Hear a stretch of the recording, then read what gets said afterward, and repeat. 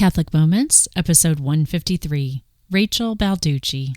Catholic Moments is sponsored by CatholicMatch.com, the leading Catholic singles community. Being single can be a challenge. Catholic Match helps make it a little easier. To get started today, visit CatholicMatch.com/Lisa.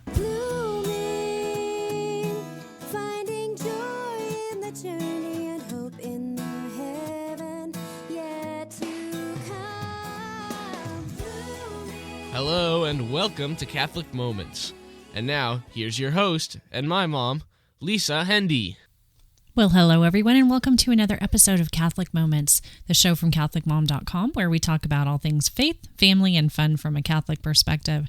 And I'm so excited for this week's show to welcome a dear friend, Rachel Balducci, an author, a fellow blogger, and somebody I'm going to be seeing in just 3 short weeks at the Catholic New Media Celebration. So I'm really happy to share a conversation with Rachel with you and to get caught up on the latest movie that I've been watching for the Movie Challenge, to hear from our whole team of contributors, and just to settle in for a great week of podcasting here on Catholic Moments. Our announcer and his brother are actually off this weekend at Steubenville, San Diego. The reason I'm a little late on podcasting this week is that our schedule around the house has been a little askew, maybe like your house too during the summer vacation. Sometimes things get a little bit switched up around here, and so the house has been teen-free since Friday morning when I dropped them off at 6 o'clock in the morning at church, and they headed down to San Diego for the Steubenville Youth Conference. So many of your kids have probably attended that around the country as well. And I'm really anxious for the boys to get home tonight and tell me all about what they learned over the weekend and all the great times that they had. I've been missing them. Next week, we'll be headed back on the road with a show from Philadelphia, actually near Philadelphia. And I can't tell you exactly where it is, but somewhere in the vicinity of Philadelphia, I'll be attending the National Theology of the Body Congress. And so excited to podcast from there and share some interviews with people that I meet along the way there. But let's jump right into this week's show without any further ado and hear from our team of Catholic Moments contributors here with their weekly segments, our Deacon Tom Fox, Lisa Mladnick, our dear teen Avery, and Miss Sarah Reinhardt. I wonder if you knew that in a parish, the pastor has the normal prerogative to baptize people. They do. However, that being said, recently I was able to baptize an infant. Her name is Nellie May. Isn't that lovely and old-fashioned?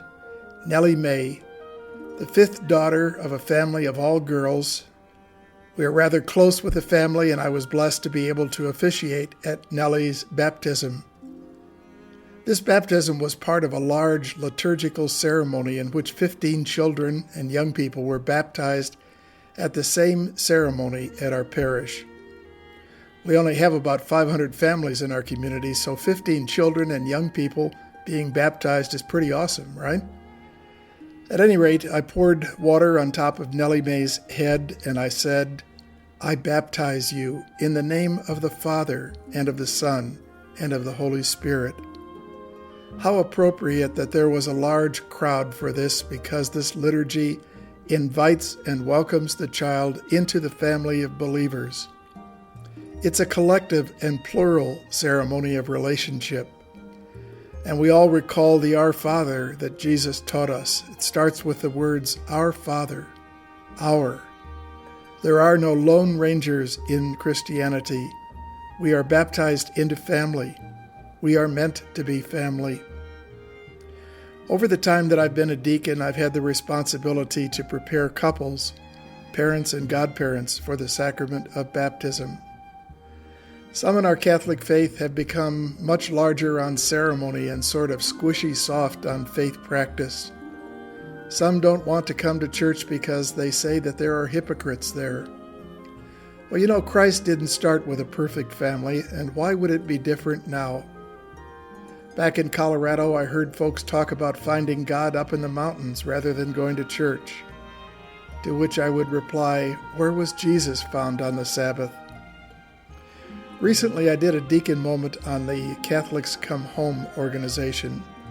They're doing wonderful work to invite fallen away, disillusioned, or weak members of our faith family to come home. Our own personal family, the one we were born into, isn't perfect. The family we worship with won't be perfect.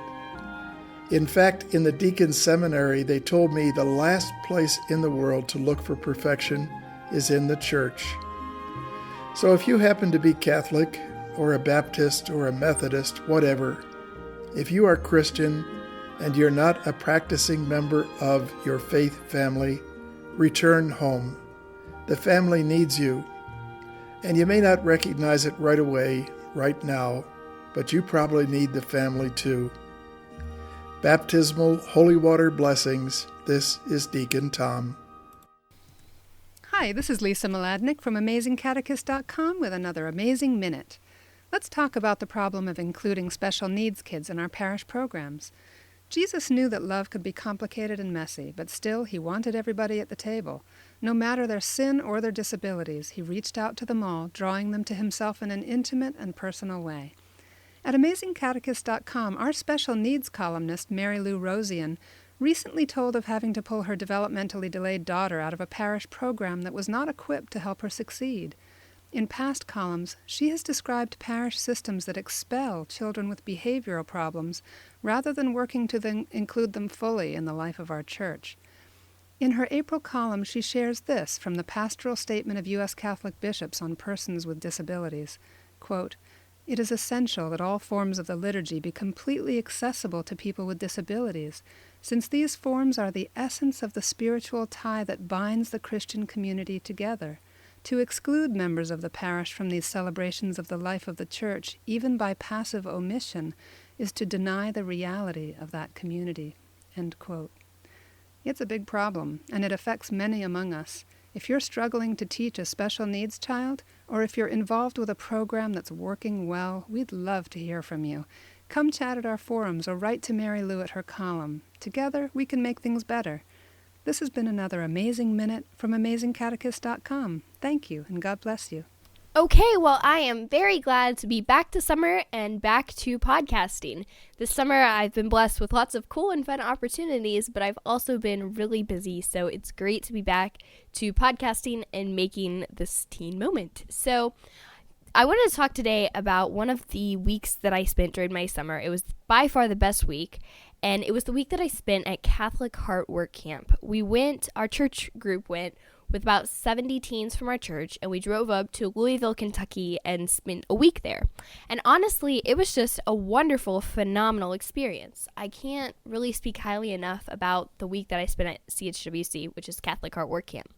We were able to experience daily Mass every single day, do the rosary every single day, meet new friends, have Eucharistic adoration, have just some wonderful, great conversations with people from our youth group, and also receive the sacrament of reconciliation.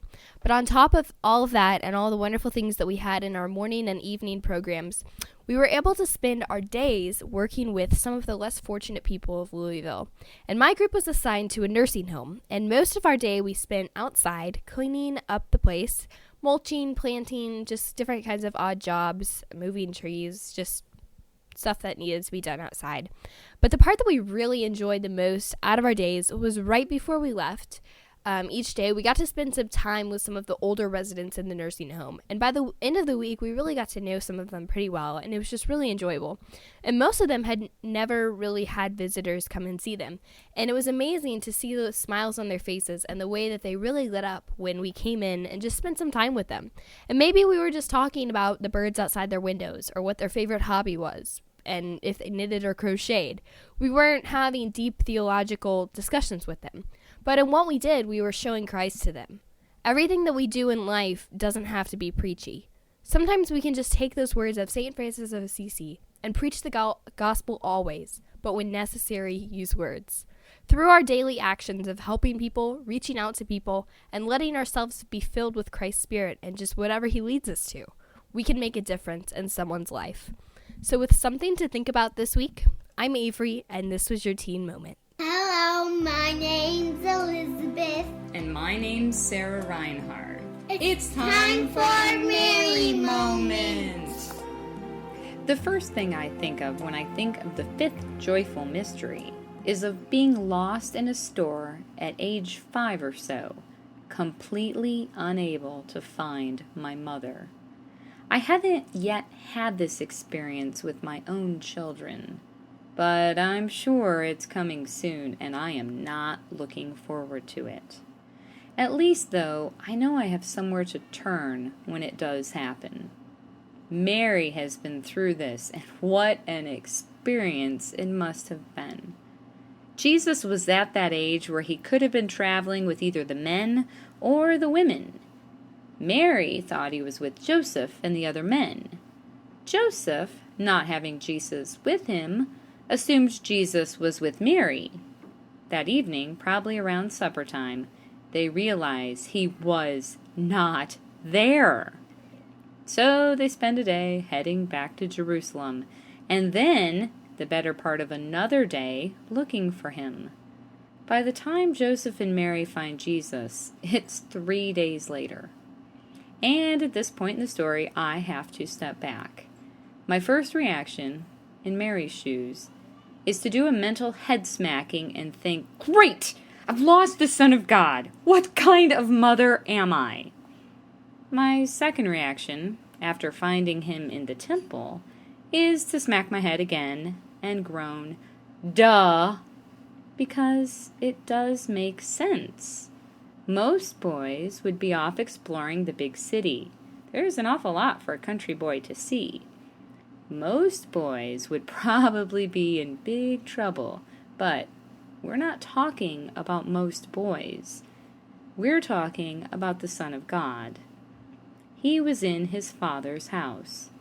So instead of shaking him and giving him a cuffing across the head when they found him, maybe Mary and Joseph had a moment of joy at finding him safe and sound, in the temple, demonstrating his wisdom and curiosity.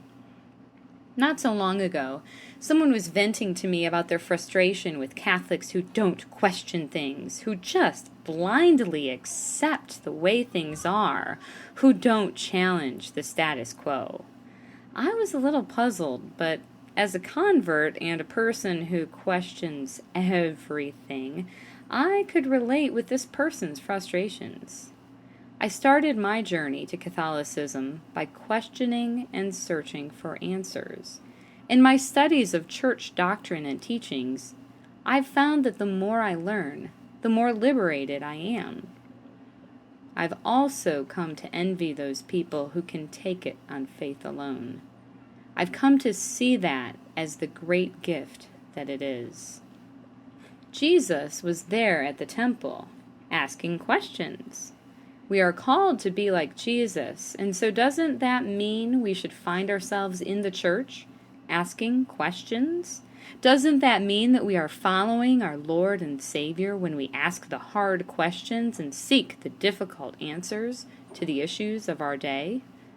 Doesn't that mean we are doing exactly what we are supposed to be doing when we think and ponder and reflect about the bad-tasting topics and reflect on many angles of any given idea? Yes, but it also means that we have to accept the authority of the church. It's in no way to detract from those who trust with faith alone and who don't question. Jesus asked.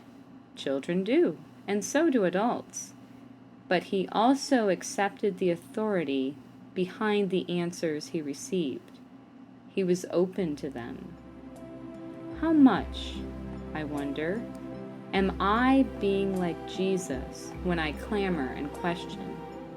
And how much am I just trying to find an answer that tells me what I want to hear? Thank you again to our wonderful cast of contributors. You can find Deacon Tom over at www.deacontomonline.com, and be sure to tune in to his weekly podcast with his lovely wife Dee.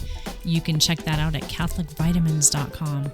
Lisa Mladnick and her crew are blogging every week over at amazingcatechist.com, and you can find our dear little Avery and her Live Out Loud podcast at www.liveoutloud.com. www.livewtl.com. And Sarah Reinhart, good buddy, Marian expert, and all around just wonderful person, and soon to be noted speaker at the Catholic New Media Celebration, can be read every day of the week over at www.snoringscholar.com. And next up, we've got my interview with my dear friend and fellow Catholic mom blogger, Rachel Balducci. So here's my conversation with Rachel. Enjoy.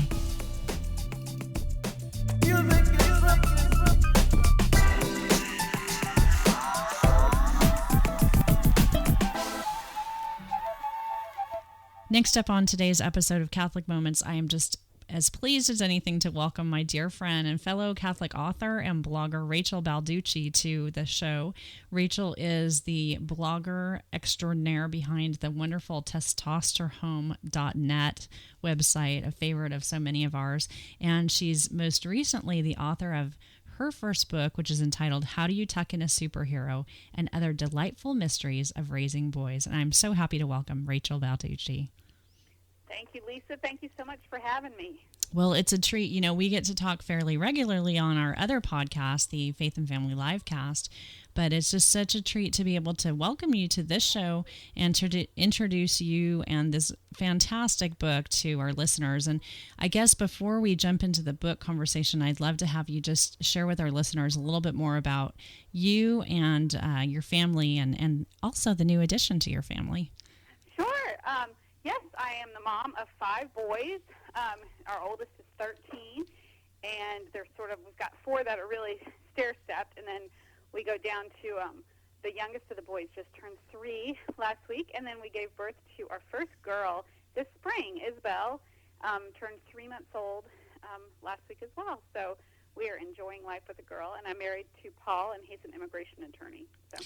And there's nothing like giving birth to a baby right in the midst of your book launch, which the listeners to my podcast will know they've been commiserating with me through the last several months, and our books launched right around the same time. And I know just how crazy busy I've been with book mania, as we've referred to it around my house. So how, I guess I want to know, how was the launch and how has been the welcoming of Isabella in the midst of all this?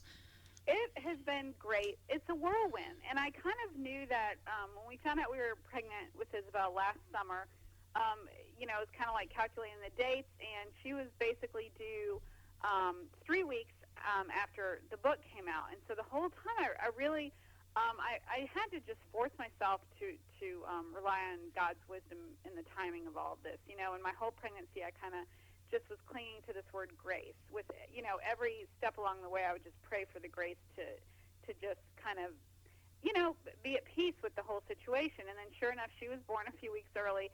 So the book came out April 1st, and she was born April 7th. And it's not that I was any kind of so well known that it was like a massive launch across the nation or anything like that. And so the timing in some ways has been great because it's sort of been a trickle effect of, people hearing about the book and like it just recently came to our local borders. And I've had other people who've told me they've seen it in Publix or at their borders, and that's so exciting. But it's been neat because that seems to be happening a little bit further out from the actual release date, which means that I'm a little further out from the baby being born, and I kind of have my wits about me a little bit better. But I'll tell you one hilarious thing that happened. The very first radio interview I did, I think Isabel was 2 weeks old, and that was pretty bad. Like, the whole time I just had to keep asking the guy to repeat himself, and by the end I was almost in tears because I was, like, convinced that I was probably the worst guest they had ever had on the show. And, I survived, and then the ones after that have been a lot better. That was probably cutting it a little bit close, but as time has gone on, it's those kind of things have fallen into place a little bit better. Well, as we know, you don't say no when you're asked to be on a radio show. It's so true. You just say yes to everything, and you pray it works out. Well, I know a lot of prayer went into the book, but for people who haven't had a chance to see it, give us the thumbnail sketch of what they're going to find when they pick up How Do You Tuck in a Superhero? Sure. It really is just a book about my life with boys. It's funny stories, insights that I've had into raising boys. and it's very much my experience with it. And, so you're going to pick it up and you're going to read a lot about my family. It's not a parenting book in that I don't, sort of lay out exactly how you should do things when dealing with boys. But what I hope that a reader would get from reading this book is a deeper love of their own life, the life that God's given to them, especially if they have boys, which, with your two boys, they can present a particular challenge. And I had to, make peace with that in my own life with having a lot of boys. And actually, before Isabel was born, had made peace with the fact that, I might not have a daughter one day either, and that life with boys was not like a consolation prize. I wanted to look at it and just really enjoy the unique creature that is a male, And so, I wrote these stories, and it's kind of like things that I began to find funny once I sort of quit having my ideals of what life was going to be like as a mom, and it's like then you get a bunch of boys and it's like, oh, they're not quiet and perfectly well behaved. And I know that's true of girls as well, but boys tend to like hide it even less, than girls do. It's all out there. And so, again, I wanted to write something that would sort of appeal to people with boys and help them to go away saying, wow, this is so great. Life with boys can be fun. And yeah, we can want to pull our hair out too at times, but what a great challenge, we've been given. Well, I think that one of the things that's drawn people to your blog, and how long have you been blogging now? Let's see. I think for about 4 years now. So I know that what attracted me to it was just, I hate to use the word sense of humor because that almost sounds like a comedian, but just the lightness with which you can look at just craziness that goes on in everyday life and kind of capture those moments for the precious moments that they are, and often very goofy moments too. And that same tone translates into the book. When your publisher came to you with the proposal for the book, did they really want to capture kind of the sense of what you'd created at the blog? They did. That's exactly what they were hoping to find in a book. They wanted more of the same, I guess, but different too. They didn't want something that, I didn't take just stories straight from my blog and put them into the book. A lot of it is new material. But yes, when they first approached me and asked, have you ever considered writing a book? And, I said, of course, it's like something I've always wanted to do. But I kind of thought they were going to go the route of, I have a weekly newspaper column, and it's sort of tying in spirituality with motherhood. But I try to keep that same, I don't make it too heavy all of the time. And I wondered if that's what they were looking for. And the editor said, no, really, she had been reading, unbeknownst to me, reading through all my blog archives before I ever even heard from her. And she said, this is what we want from you, is just kind of your take on life with boys. So, in that sense, it was funny because I really mentally I struggled with, no, it has to be more because it's in book form. Yeah. And it occurred to me, it's just it doesn't seem like anything new because I have been writing about this for so many years. I mean, but again, it's new material, and I've lengthened, the chapters and that sort of thing. But yeah, it's just continuing on that same line of just looking at my life. So sometimes I just deliberately step back and pretend almost like I'm an outsider just watching this scene. and that's how I write about it. And it's therapy for me because I think, sometimes I get so worked up and I can be so intense about things. And I think if I step back and I was looking at this, if I was a fly on the wall, would I find this funny? And the answer is not always yes. Sometimes it's not funny, but sometimes it is, and then that helps me just to chill out. Rachel, did you grow up or set out to write like from a humorous type of perspective, or is this like surprising to you that that's kind of what you've become known for? It is surprising in a way because in my own family, I'm not like the funny one.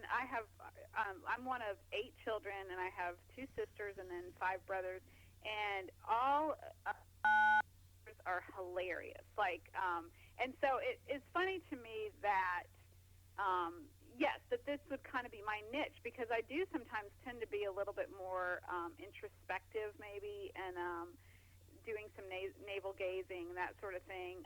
Having said that, my family is definitely, we like humor, we like to laugh, and we do, talk about serious things, and we're a little bit more, I think, introspective than, like, all of the people who have married into our family. It sort of takes them back a little bit that we like to analyze things so much. It is sometimes to our detriment.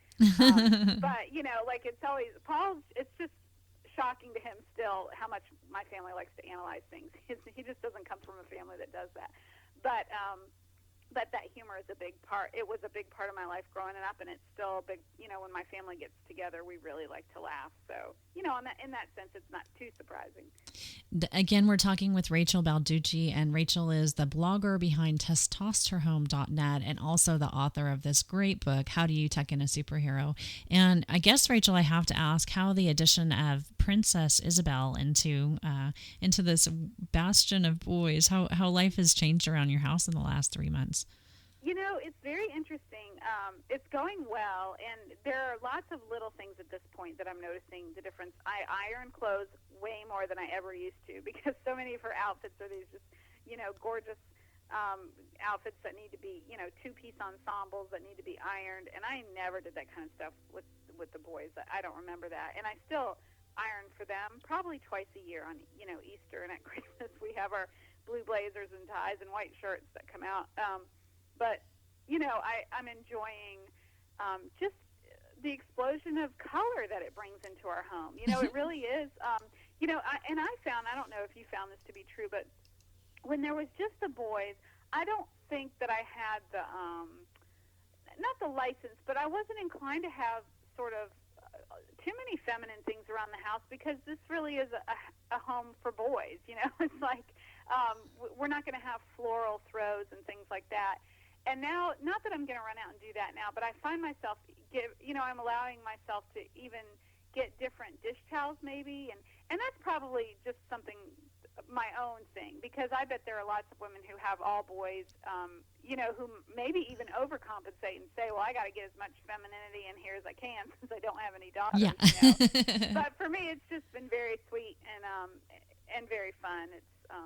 It's going great. I will tell you, when she was first born, it was a little bit, I wondered and worried if I was going to have an identity crisis, to be honest with you. I remember telling my pediatrician, she was like a week old, and I said, I don't know how to think about myself anymore, because for so long I've just been the lady with all the boys, and that's, where I come from in my writing, and that's how I can identify sometimes with just, the little challenges that each mom has, and that's always been sort of my challenge. I love the boys. I wouldn't trade any of them, but, being a mom of boys definitely these are the challenges that I've got as a mom.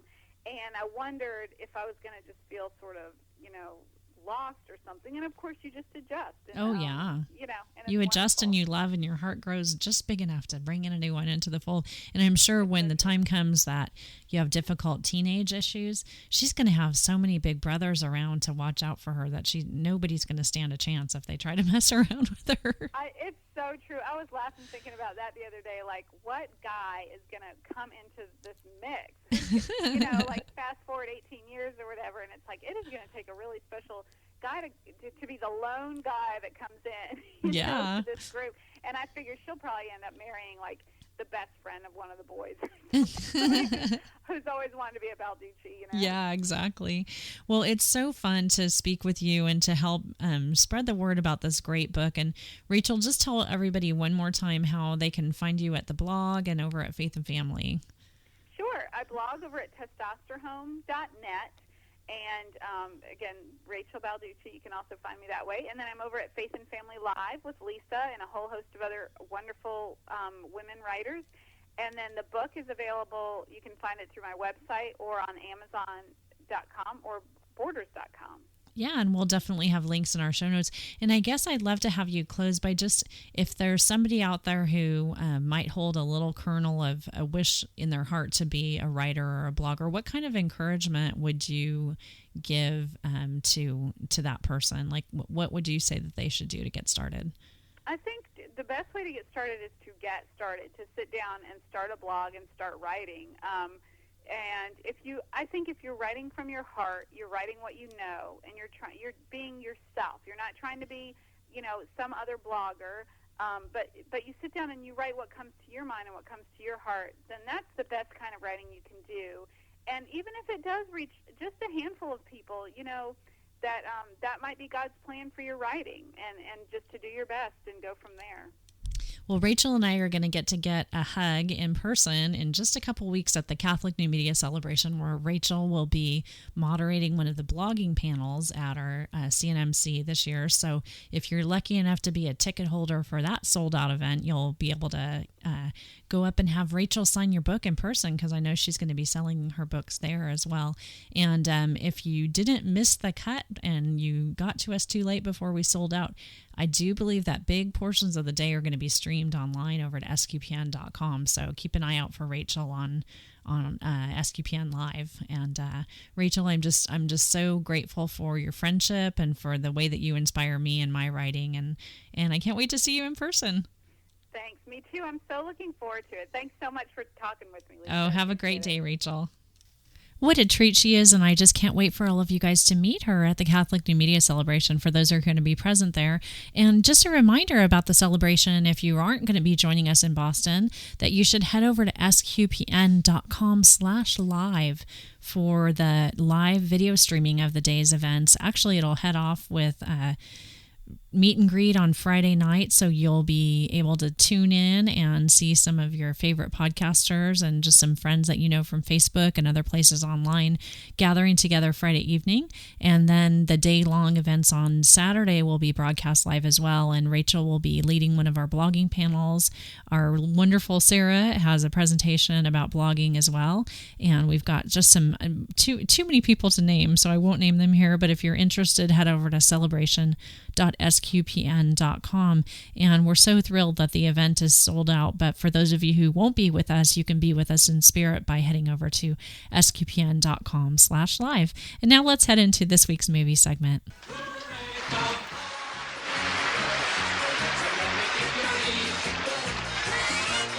Person like Laverne or Shirley or Joe and Whirly is equally understood.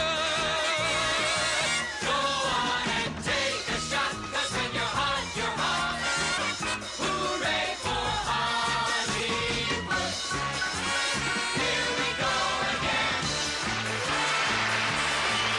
Well, as a reminder to all of you, I'm working my way through the USCCB's top 10 list for films for 2009 with my second movie of the experience. And the movie that I watched this week was called The Class, and this was a French docudrama recorded in French, of course, so we watched it with English subtitles. All four family members sitting down in front of this movie. The film was rated PG-13 and it is rated A3 for adults only. We did let the kids watch this particular movie. I'd done some looking into it and decided that I thought it would be a good experience to watch it with my teenagers. So let me read you, I want to read you the full review for this particular film.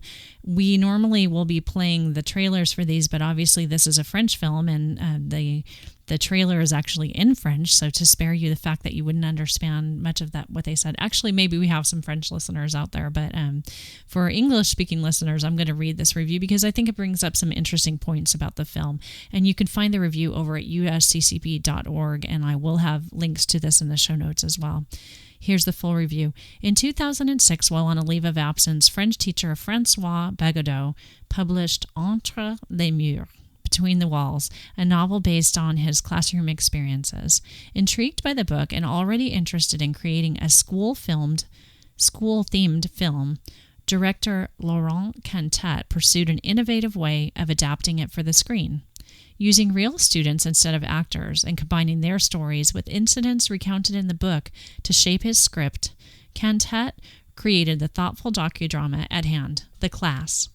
This engrossing meditation on social and class divisions and on the possibilities and limits of an educator's vocation went on to win the Palme d'Or at the 2008 Cannes Film Festival and an Oscar nomination for Best Foreign Language Film.